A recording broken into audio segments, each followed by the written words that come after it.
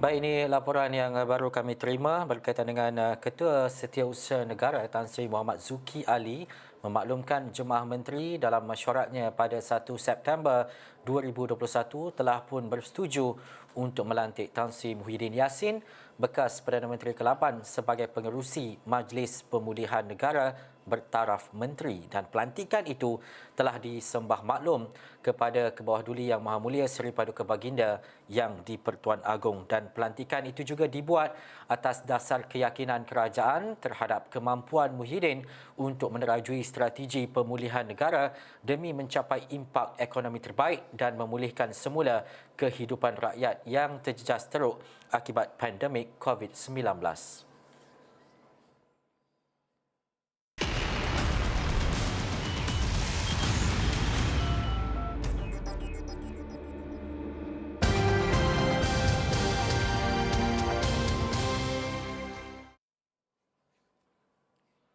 Assalamualaikum dan salam sejahtera. Anda bersama saya, Ihsan Dahya. Ini fokus minggu depan dan pastinya banyak perkara yang untuk kita lihat dan juga apa yang mungkin akan berlaku. Yang pertamanya, nanti saya akan bawakan perbincangan dengan lebih lanjut berkaitan dengan laporan dan juga berita berkaitan Ketua Setiausaha Negara Tan Sri Muhammad Zuki Ali yang memaklumkan Jemaah Menteri dalam mesyuarat pada 1 September 2021 bersetuju untuk melantik Tan Sri Muhyiddin Yassin, bekas Perdana Menteri ke-8 sebagai pengerusi Majlis Pemulihan Negara bertaraf menteri. Dan perkara ini kita nak melihat kepada mungkin apa fokus MPN dan juga bagaimana dalam menguruskan pandemik COVID-19 seketika nanti. Dan dalam pada itu, antara perkara lain yang turut menjadi berita dan juga tajuk utama adalah berkaitan dengan jaguh badminton negara, jaguh badminton para negara, iaitu Chia Lik Hau menghadiahkan peringkat emas kedua buat negara selepas menang pada perseorangan lelaki kategori SU5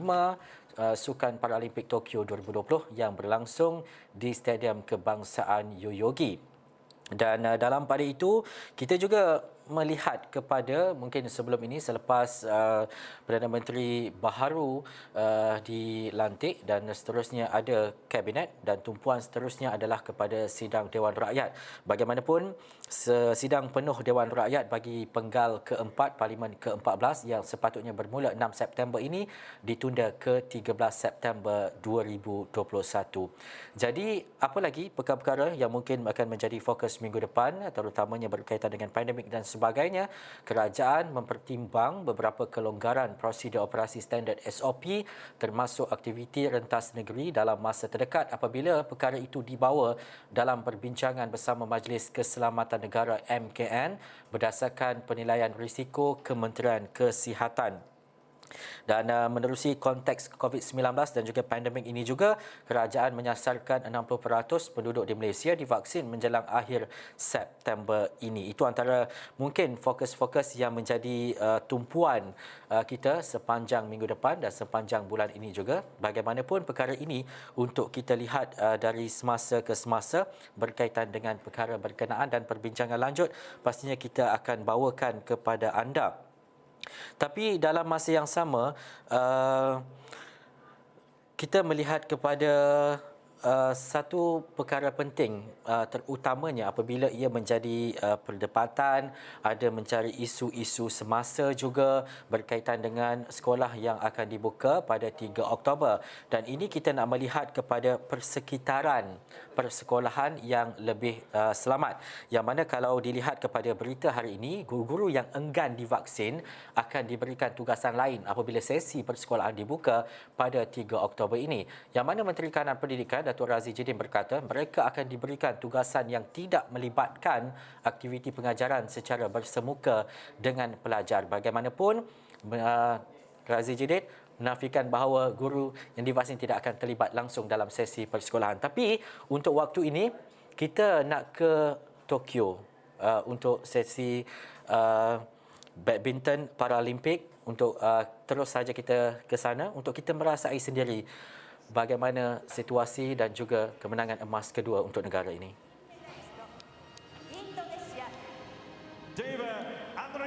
Status selaku pemain yang berada di ranking nombor 1 dunia, Deva Andriy Musti tidak menjamin kejayaannya pada penampilan pertama di Sukan Paralimpik.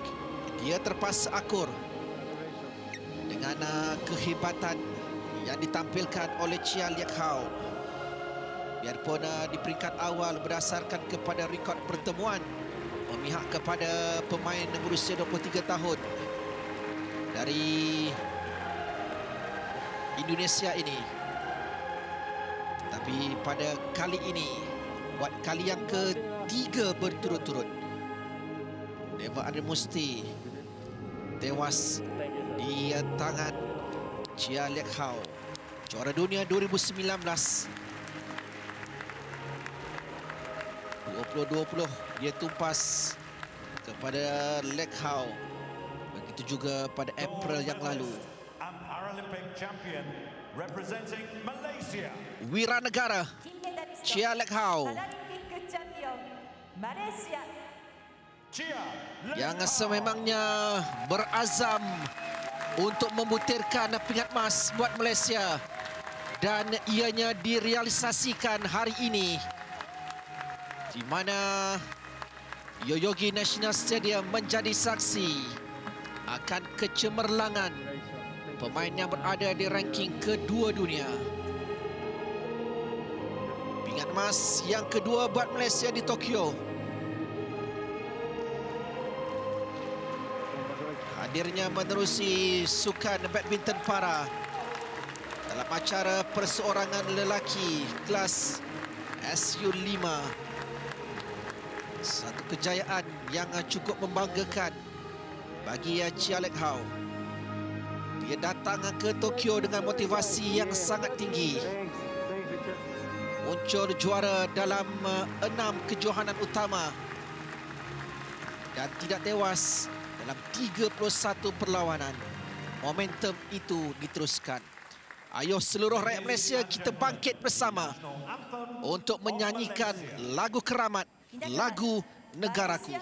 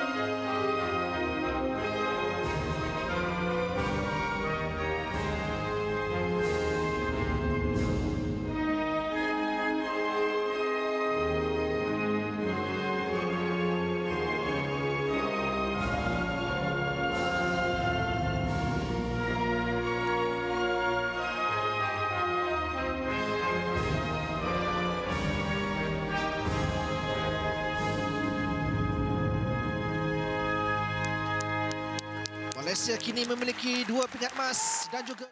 Itu tadi langsung dari Stadium Kebangsaan Yoyogi. Kita dengarkan lagu Negaraku dimainkan di sana. Itu menandakan bahawa kita menerima pingat emas yang kedua apabila jaguh badminton para negara Chia Liek Hao menghadiahkan pingat emas kedua buat negara selepas menang final badminton perseorangan lelaki kategori SU5 Sukan Paralimpik Tokyo 2020. Dan pastinya ini sekaligus menyaksikan Liek Hao adalah pemenang emas sulung acara tersebut, memandangkan ini adalah kali pertama badminton dipertandingkan di Sukan Paralimpik. Tahniah kita ucapkan dan pastinya seluruh rakyat Malaysia berbangga ketika ini. Baik, kita nak meneruskan perbincangan kita dan juga bercakap lanjut sebenarnya berkaitan dengan fokus minggu depan. Tadi saya bawakan kepada anda untuk kita melihat kepada keadaan dan juga persekitaran sekolah yang lebih selamat, terutamanya ketika kita berdepan dan juga kita membicarakan berkaitan dengan pandemik COVID-19. Jadi menerusi Google Meet ketika ini, Chiu Mi yang merupakan Ketua Latihan Bimbingan for Malaysia yang mana ia juga merupakan pengurus kanan bahagian latihan dan sokongan Teach for Malaysia menerusi Google Meet ketika ini. Selamat petang Cumi Yi. Hai, selamat petang. Ya, pertama sekali ini soal pendidikan. Kita melihat kepada PDPR yang dilakukan sebelum ini. Sesi persekolahan secara bersemuka akan tetap dilaksanakan pada 3 Oktober ini. Apakah mungkin kebimbangan itu masih lagi dalam kalangan ibu bapa dan juga pelajar walaupun banyak perkara-perkara yang telah pun dilakukan oleh MKN, kerajaan, Kementerian Kesihatan contohnya pada waktu dan juga ketika ini? Ya, rasanya I think kebimbangan pertama ialah adakah ia selamat kan sebab kes COVID negara masih tinggi, 20,000 sekitar 20,000 setiap hari dan semakin meningkat masih meningkat di beberapa negeri. So I rasa itu mungkin kebimbangan yang utama. Dan mungkin ada yang juga bimbang jika anak mereka bersedia untuk pergi ke sekolah, adakah mereka ada buku atau pakaian seragam yang diperlukan untuk bersedia untuk sekolah. So I rasa itu mungkin dua bimbangan yang sekarang paling di depan ni. Walau bagaimanapun saya rasa bahawa kesan negatif terhadap penutupan sekolah jangka panjang ini tidak boleh diabaikan lagi dan kita mesti fikirkan secara kreatif tentang cara pembukaan sekolah yang selamat untuk semua.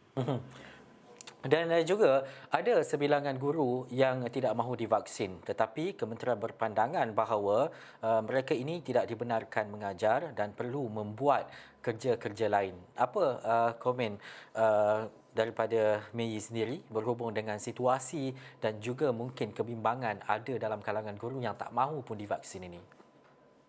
Ya, angka yang dilaporkan oleh KPM yang last untuk dos vaksin ialah 85% guru sudah menerima 2 dos dan 97% telah menerima 1 dos. So, I rasa bilangan guru yang belum divaksin atau tidak mahu divaksin tidak sebesar. Dan saya rasa itu tidak membimbangkanlah kalau mereka memang tidak dibenarkan mengajar atau tidak mahu mengajar bersemuka. So saya memang setuju mungkin mereka boleh melaksanakan perkara yang lain, tetapi seperti yang dikatakan kita perlu melaksanakan pembukaan secara kreatif. So mungkin satu cadangan ialah banyak negara telah melaksanakan pembelajaran hybrid di mana guru atau pelajar yang boleh menjalankan PDPR atau tidak divaksin atau tidak sudi datang ke sekolah, mereka boleh melanjutkan PDPR di rumah. Tetapi yang pentingnya kita mesti memastikan proses vaksinasi yang untuk selesaikan vaksinasi untuk semua guru atau pekerja sekolah termasuk pemandu bas yang sudi divaksinasi supaya dapat persekitaran yang selamat. Mungkin satu lagi cadangan yang boleh dipikir ialah pembukaan sekolah secara terpilih, bukan one size fits all. Yang paling pentingnya mungkin sekolah di kawasan hijau, pedalaman atau sekolah kurang murid atau juga mungkin kawasan yang sudah mencapai kadar vaksinasi yang tinggi yang sudah dapat herd immunity, boleh buka dulu macam itu. So I rasa dia mesti bukan one size fits all lah, bukan semua sekolah buka atau semua sekolah tutup. Itu yang paling penting. So mengutamakan pelajar yang lebih muda atau pelajar yang berkeperluan khas atau berpendapatan rendah dan atau yang paling pentingnya yang tidak dapat mengikuti PR sekarang. Mei, bagaimana Mei melihat kepada sistem penyampaian terutamanya apabila ia melibatkan kerajaan kementerian contohnya untuk dimaklumkan info-info terkini berkaitan dengan persekitaran yang selamat, jumlah yang divaksinasi untuk menerbitkan sesuatu perkara yang lebih baik dalam kalangan pelajar dan juga guru. Maksudnya apabila kesediaan itu mungkin pada 3 Oktober nanti ia sudah bersedia dari segi mental dan dari segi persediaannya bahawa persekitaran apa yang ada di sekolah itu selamat terutamanya bagi mengelakkan jangkitan COVID-19. Ya, I think terutamanya perlu ada plan yang jelas yang boleh dikongsikan dengan semua lah. So apa SOP-nya? Of course ada SOP-nya daripada tahun lepas juga, tapi mungkin adakah penambahbaikan untuk SOP daripada tahun lepas, sebab of course yang basicnya penjarakan sosial, wajibkan pemakaian penutup muka, pemeriksaan suhu atau ujian COVID yang rawat di antara staf atau pelajar, dan I think rasanya juga bekerjasama rapat dengan KKM untuk memastikan SOP dapat dilaksanakan, atau jika terdapat kes apa yang akan terjadi. I rasa mungkin untuk SOP pembukaan sekolah memang sudah ada, tapi mungkin selepas dapat kes apa SOP-nya, sebab tahun lepas yang saya nampak sangat huru-hara bila dapat kes. Adakah seluruh sekolah perlu tutup ke, atau hanya kelas itu? Saya rasa itu yang merasakan bimbang, apa yang jika sudah ada kes terjadi, sebab memang akan ada kes terjadi, apa yang akan berlaku. So mungkin satu cadangan yang banyak negara buat juga ialah cara bubbling, di mana satu golongan pelajar diasingkan sepenuhnya dengan golongan pelajar yang lain, supaya lebih mudah untuk pengesanan atau mengurangkan impak bila dapatkan kes lah. Ya.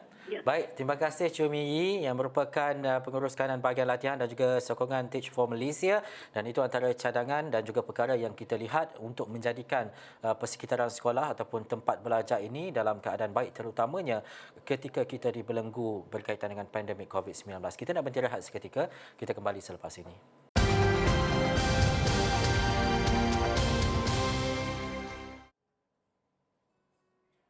Baik, kembali dalam fokus minggu depan, kita melihat kepada situasi dan juga keadaan semasa, terutamanya berkaitan dengan pandemik COVID-19.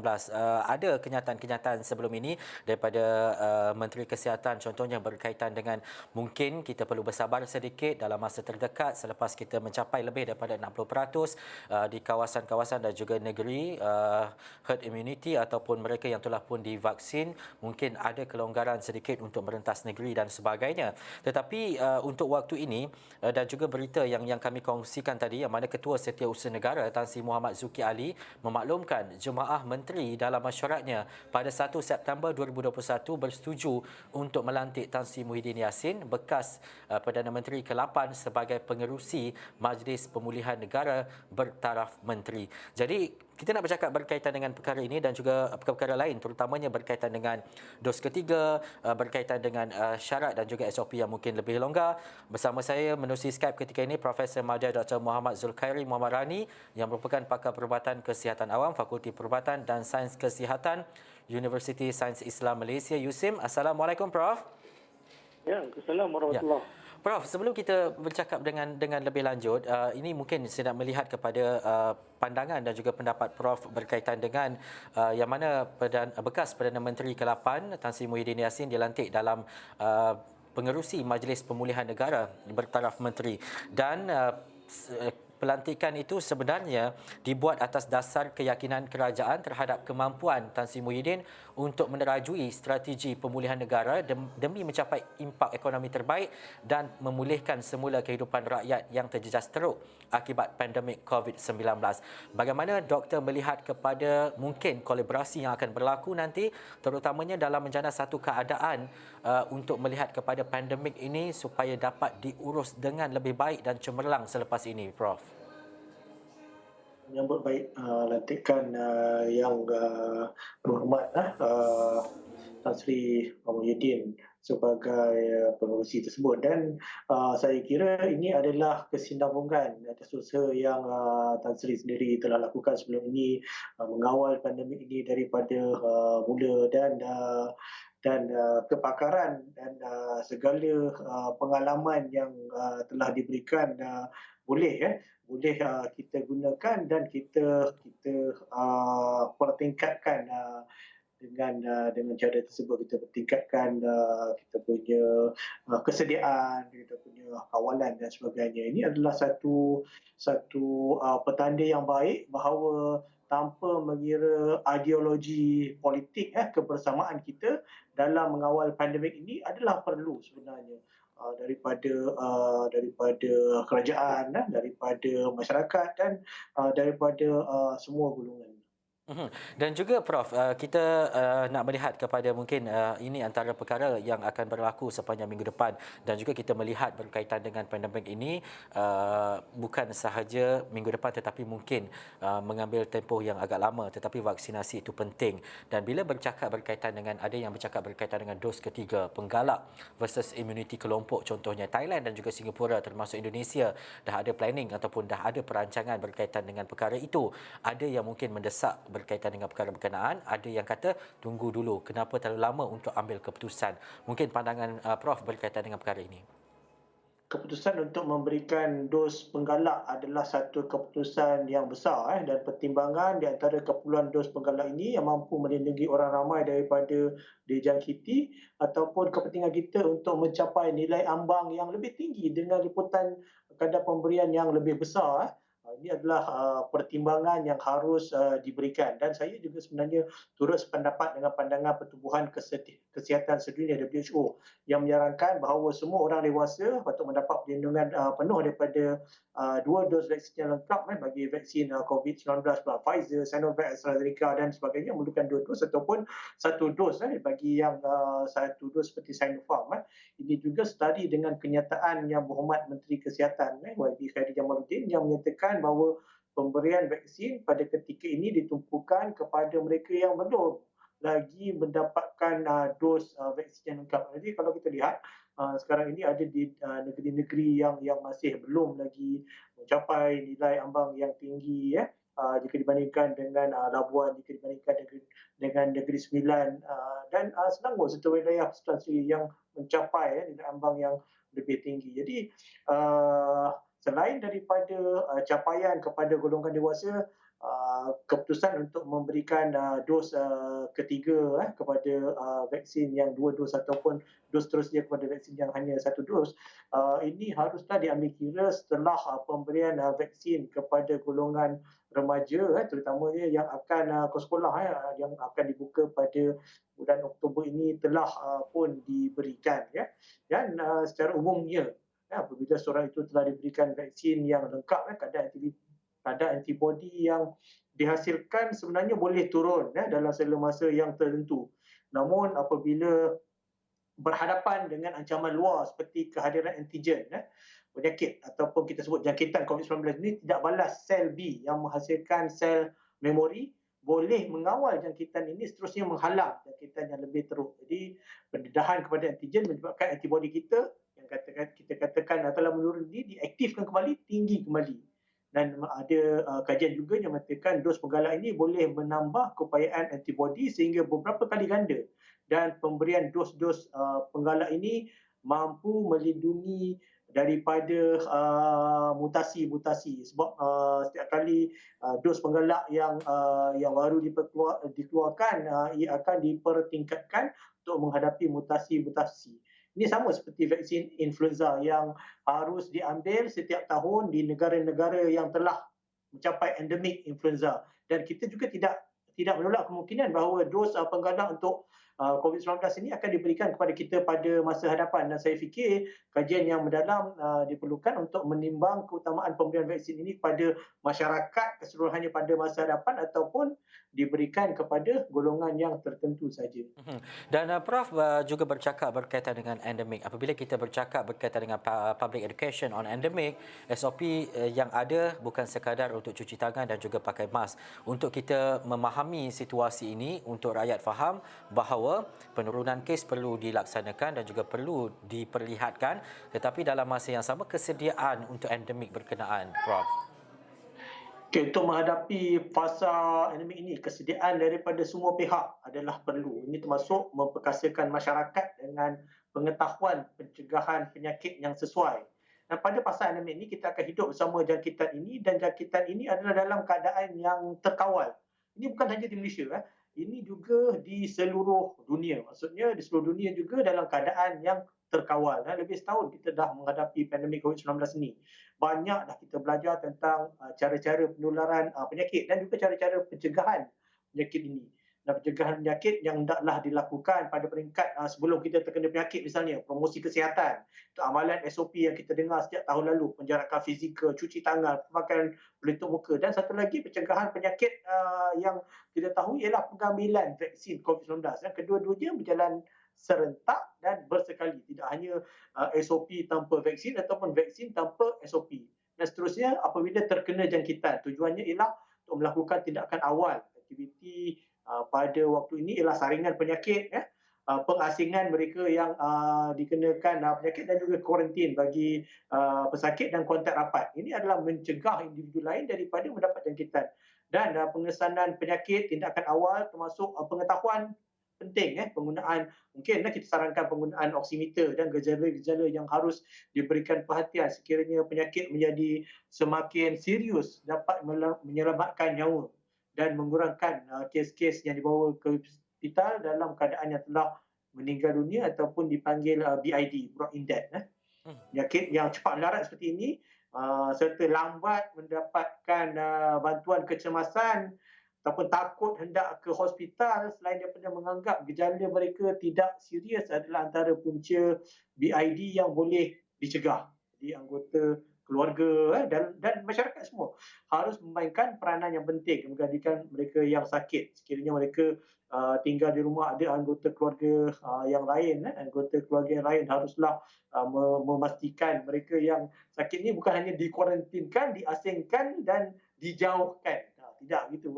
Jadi sekiranya mereka yang tinggal seorang diri pula, peranan jiran-jiran, ahli keluarga lain pun penting untuk bertanyakan khabar dan kerap, khususnya melalui telefon ataupun panggilan video lebih mudah untuk bertanyakan khabar dan juga panggilan video yang lebih kerap untuk menilai keperluan pesakit. Dan seterusnya setelah mendapat jangkitan, mungkin dalam keadaan yang teruk, setengah memerlukan rawatan di hospital, segeralah mendapatkan rawatan. Penting untuk kita berikan sokongan moral. Dan pada peringkat ini saya seru dan saya sarankan semua untuk melindungi diri sendiri, melindungi masyarakat dengan cara untuk mendapatkan, melengkapkan vaksin dan seterusnya mengamalkan SOP yang telah diperkenalkan sebelum ini dan pada masa yang akan datang. Saya perlu bersama lagi dengan Prof selepas ini sebab itu saja waktu yang kita ada, sebab ada 2-3 soalan lagi yang mungkin perlu dijawab oleh Profesor Maudia Dr. Muhammad Zulkhairi Muhammad Rani. Apapun terima kasih Prof bersama-sama dengan Fokus Minggu Depan yang tadi merupakan pakar perubatan kesihatan awam Fakulti Perubatan dan Sains Kesihatan USIM. Terima kasih kepada anda yang menonton Fokus Minggu Depan. Ini perkara yang perlu kita faham dan juga bagaimana liputan itu berlangsung untuk kita memberi peranan penting dalam kita melihat kepada berita-berita dan juga informasi seterusnya yang mungkin boleh kita jangkakan. Sekian dulu saya Ehsan Dahaya dalam Fokus Minggu Depan. Assalamualaikum dan jumpa lagi.